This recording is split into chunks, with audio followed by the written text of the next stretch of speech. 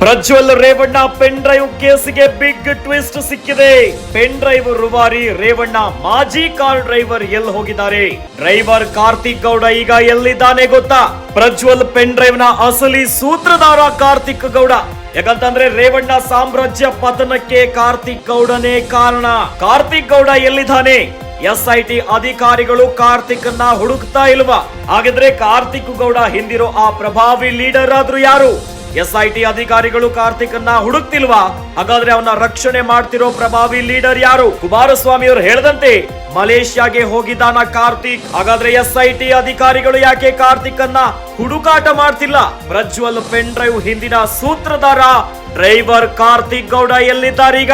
Pen drive release ಮಾಡಿದ ಬಳಿಕ video ಕೂಡ ಅವನ್ನ ಹರಿಬಿಟ್ಟಿದ್ರು. ಆದ್ರೆ ಆ ವಿಡಿಯೋ ಎಲ್ಲಿಂದ ಮಾಡಿದ್ರು ಅನ್ನೋದೇ ಒಂದು ಸಸ್ಪೆನ್ಸ್.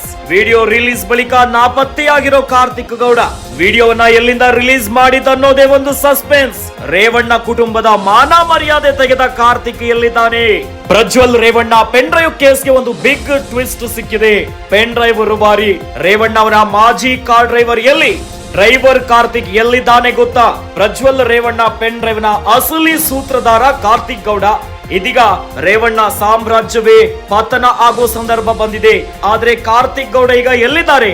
ಹಾಗಾದ್ರೆ SIT ಇವರನ್ನ ಹುಡುಕಾಟ ಮಾಡ್ತಿಲ್ವೋ ಅನ್ನೋ ಪ್ರಶ್ನೆ ಕಾಡ್ತಿದೆ. ಹಾಗಾದ್ರೆ SIT ಅವರು ಇವ್ರನ್ನ ಯಾಕೆ ಹುಡುಕ್ತಾ ಇಲ್ಲ? ಕಾರ್ತಿಕ್ ಗೌಡ ಹಿಂದಿರೋ ಆ ಲೀಡರ್ ಆದ್ರೂ ಯಾರು? ಪ್ರಭಾವಿ ನಾಯಕರೆಲ್ಲಾದ್ರೂ ಕಾರ್ತಿಕ್ ಗೌಡವನ್ನ ರಕ್ಷಣೆ ಮಾಡ್ತಿದ್ದಾರ? SIT ಅಧಿಕಾರಿಗಳು ಯಾಕೆ ಹುಡುಕಾಟವನ್ನ ಮಾಡ್ತಿಲ್ಲ? ಏನು ಕುಮಾರಸ್ವಾಮಿ ಅವರು ಹೇಳದಂತೆ ಮಲೇಷ್ಯಾಗೆ ಹೋಗಿದ್ದಾನ ಕಾರ್ತಿಕ್ ಅನ್ನುವ ಪ್ರಶ್ನೆ ಕಾಡ್ತಾ ಇದೆ. SIT ಅಧಿಕಾರಿಗಳು ಕಾರ್ತಿಕ್ ಗೌಡನನ್ನ ಹುಡುಕಾಟ ಮಾಡ್ತಿಲ್ವಾ? ಇವತ್ತು ರೇವಣ್ಣ ಕುಟುಂಬದ ಮಾನ ಮರ್ಯಾದೆ ಹೋಗ್ತಾ ಇದೆ. ಇನ್ನು ರೇವಣ್ಣ ಕುಟುಂಬದ ಮಾನ ಮರ್ಯಾದೆ ತೆಗೆದ ಕಾರ್ತಿಕ್ ಎಲ್ಲಿದ್ದಾನೆ?